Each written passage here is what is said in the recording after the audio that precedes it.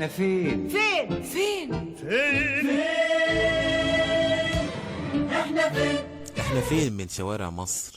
يا مساء الفل عليكم او صباح الفل عليكم على حسب ما انت بتشوفني منين. كل سنة وانتم طيبين، صوما مقبولا وافطارا شهيا. النهاردة تاني يوم من ايام فوازير احنا فين من شوارع مصر، ومعادنا دلوقتي مع الحلقة التانية. وزي ما قلت امبارح كل يوم استنونا بعد الفطار هنتكلم عن مكان من شوارع مصر الجميلة، وعليك تعرف اسم المكان سواء حي او مدينة او محافظة او قرية او اي مكان من مناطق مصر. اتفرج الحلقة للاخر، ولو عرفت الحل يا ريت تكتب كومنت بسرعة وتعمل لايك، ويا ريت تشترك في القناة لو انت لسه ما اشتركتش، وتفعل زر الجرس على الكل عشان يجي لك الحلقات اول باول. يا ريت كلنا نشارك في حل الفوازير دي عشان نعرف معلومات اكتر عن بلدنا الجميلة مصر. اسيبكم مع فاصل صغير ونرجع تاني مع مدينتنا او محافظتنا او منطقتنا. اوعوا تروحوا في اي حتة.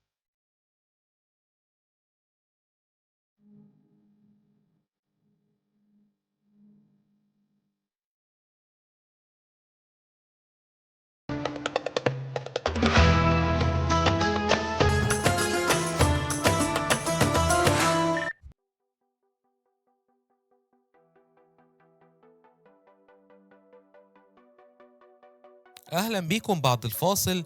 تعالوا بقى نتكلم عن مدينتنا النهاردة او محافظتنا النهاردة.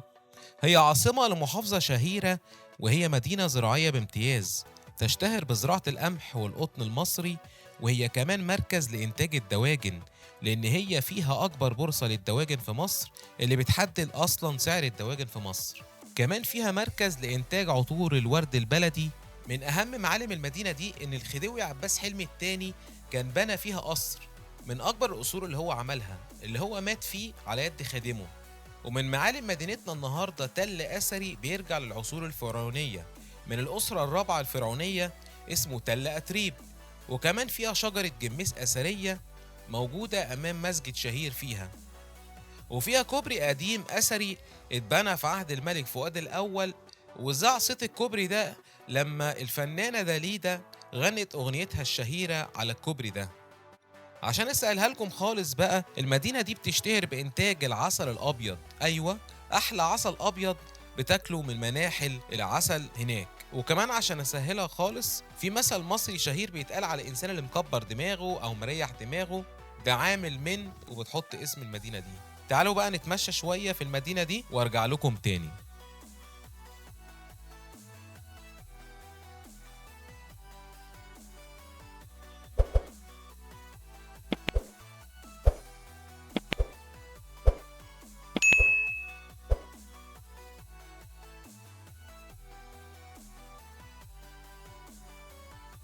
شكرا ليكم لمتابعتكم لاخر الفيديو. يا ريت كلنا عرفنا الحل.